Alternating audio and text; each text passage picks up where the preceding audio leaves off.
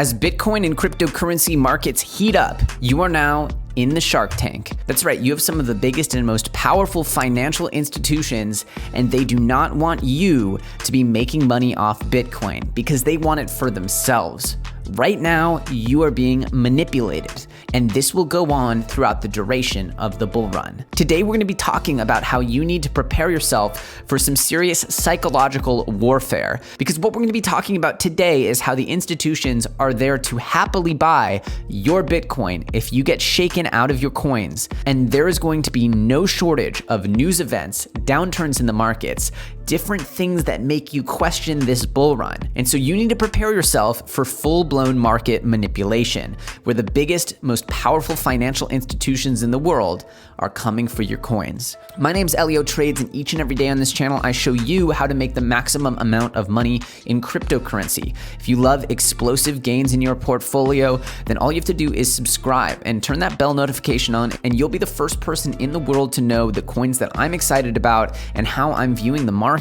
And if you guys are excited for today's episode, then destroy that like button. And remember, each and every comment on this video is entered to win your very own hardware wallet. With that said, let's dive in. Before we talk about what's going on right now, let's take a trip down memory lane. Now, for most of you who are new to the space, you won't remember when China banned Bitcoin back in 2017. Back in September of 2017, there was a huge piece of news where China banned Bitcoin. Let's see if you can spot it on the chart. It's right here, actually. And there was a big downturn in the market where if you didn't know what was going on and you weren't a little bit more schooled in what goes on here in crypto, you might have sold. And in fact, a lot of people waited. And you can see the big capitulation candle right here. Although it started at about $5,000, most small hands probably sold under 4K. And wouldn't that be a shame right before Bitcoin skyrocketed onwards and upwards to $20,000? This FUD of China banning Bitcoin was something that was talked about for years, but never really came to pass. It was all just a big psychological game of warfare. And at this time, it was believed that China controlled something of 50 to 80% of all Bitcoin trading. Whether or not it was authentic selling, what we see here is that when there are big news events, you often see whales sell into those news events, causing capitulation from lower hands. And you could see at the total, this drop ended up being somewhere around 40%, all the way down to under $3,000. This is what happened in 2017. And this is just one example of how the biggest institutions, the biggest regulatory bodies, the biggest and richest whales in the world want to shake you out of your coins. And this will happen again. And just like we've seen here with this recent drop, a very, very unsettling drop here from about 34.8 all the way down to 27,000. It's a pretty significant drop here of 20%, not as vicious as before. But what we have here are reports that institutions, and this is according to the COO of OKCoin, which is one of the biggest exchanges in the world, the biggest in China, institutions are thrilled that you're selling your Bitcoin. So what's going on with the price moves? Well, we know that over the weekend, as Bitcoin hit fresh all-time highs near 34,000, markets touched new levels of resistance. Now, he says both the total crypto market cap and Bitcoin dominance reached 2017 highs, and that is a psychological number. As you'll see, actually, the total cryptocurrency market cap's at 900 billion, close to $1 trillion up here, 917 billion. That is an all-time record high. You need to understand that there's going to be levels of resistance, not just on Bitcoin, but on Ethereum, on the total market caps as well, where we saw a total market value of 850 billion. Now we're pushing up closer to $1 trillion. Absolutely fantastic. He said profit taking occurred around these levels, resulting in some sideways trading, causing many to be over leveraged longs on future. We saw $1.4 billion in BTC and $500 million in Ethereum futures liquidated in the last 24 hours, resulting in a sharp dip to the 29.5 level. However, these dips are being bought up pretty quickly, reinforcing the narrative that there are underlying bids by institutions keen to access Bitcoin. Remember, the sharks have their teeth out and they do not have predictable trading styles. These institutions oftentimes hide their trades until the opportunistic moment, and they have very sophisticated, bot-driven, automated investment infrastructure that will jump on any chance to get underpriced, undervalued coins. So while people are getting liquidated or people are getting shaken out of their positions, they have these institutions ready to jump in and soak up any of the undervalued supply. And again, what we predicted here on this channel, which if you were following back since the end of the year, and again, what we predicted here on this channel was that Ethereum had an absolutely monstrous week. After Bitcoin sort of topped out on its local move, you saw an absolute explosion out of Ethereum, and you're seeing that start to trickle down into the smaller caps now. It is only a matter of time before Ethereum has an absolutely explosive move again, in my humble opinion. And the institutional FOMO around Bitcoin is reaching a fever pitch, as on-chain data suggests. But one of the things that you need to keep in mind is that the institutions have not yet gotten their hands on Ethereum. Ethereum is by all means the absolute next asset in line to start getting institutional adoption.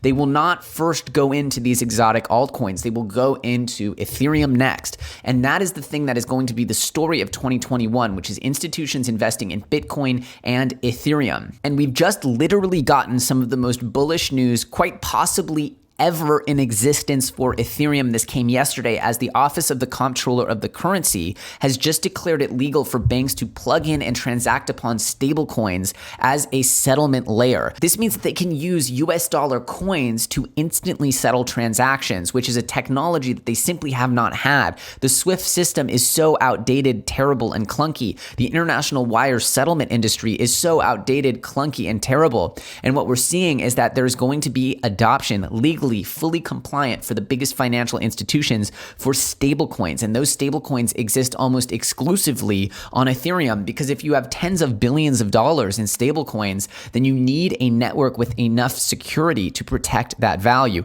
Yes, there are stablecoins on other platforms, but this is the biggest piece of news for Ethereum. And this is one of the most exciting and meaningful developments, bringing cryptocurrency from just an experimental technology to core financial infrastructure for the world. And it's all happening on Ethereum. Granted, it will make its way over to Polkadot. It will make its way over to other chains. But Ethereum is quite meaningfully and literally the main home and hub for stablecoins globally. And it will continue to be exciting and meaningful infrastructure going forward.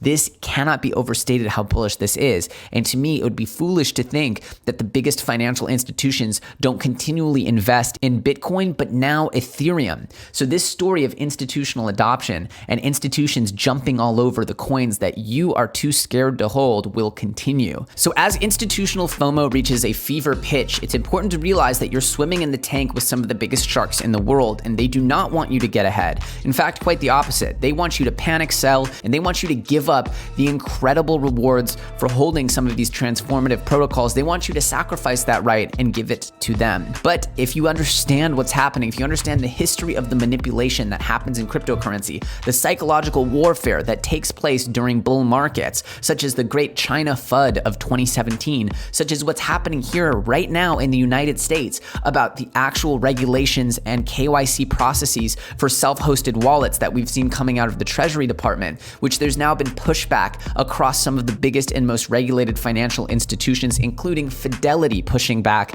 on these new proposed regulations. What we know for a fact is that there will be consistently news events and uncertainty that sweep throughout the industry, that sweep throughout crypto and the news cycle. And for the most part, the people who have been strong enough in their positions and strong-handed enough to hold on to their coins have prospered incredibly and disproportionately to those who have panicked sold. Of course, the hodl mentality shouldn't be held for every coin. This is mainly about Bitcoin and Ethereum. The smaller altcoins can have some things happen that end up being very bad for them. I don't want you to think that there's no coin that's impervious to bad news ever. That's not my message here. But my message is with your Bitcoin, with your Ethereum, with your core holdings, you should understand that the world is rapidly coming to understand just how powerful, how disruptive these technologies are.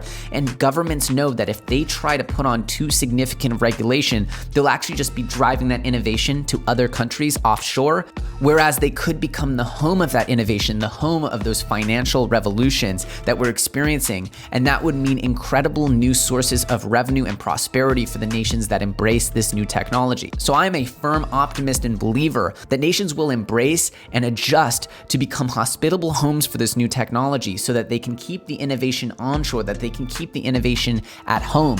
And that's why these FUD storms don't typically bother me too much, because I believe strongly that the biggest wealth transfer in the history of our financial institutions, potentially since the Industrial Revolution, or maybe even bigger than that, will actually be something that nations want to embrace and keep onshore, will be things that the biggest financial players in the world will want to get their own stake in. And it's something that I believe in 10, 20 years, you'll be extremely, extremely happy if you look back and you make sure that you keep your seat at the table. With that said, I hope you guys enjoyed this episode. If you got some value out of it, do me a favor, give me a thumbs up. I hope you guys are enjoying this insane journey of cryptocurrency in a bull market where everything is up and to the right. I mean, almost everything in my portfolio was in double-digit greens yesterday. I hope you guys are having the same effect. And if you're not having that same effect and you're looking to find out about the newest and most exciting projects in the entire crypto space, then all you have to do is subscribe to this channel and put that bell notification on, and you'll be one of the first people in the entire world to know what I'm thinking, the coins I like. You can ask anyone in the Elio Trades community how we've been doing, how the coins on the channel have been doing, because it's been an absolutely amazing last few months. With that said, I sincerely hope you guys are having a happy and healthy day wherever you are. If you guys want to follow me on Telegram or Twitter, the links for both of those are in the description. My name's Elio Trades. I thank you so much for watching, and I'll see you very soon on the next episode.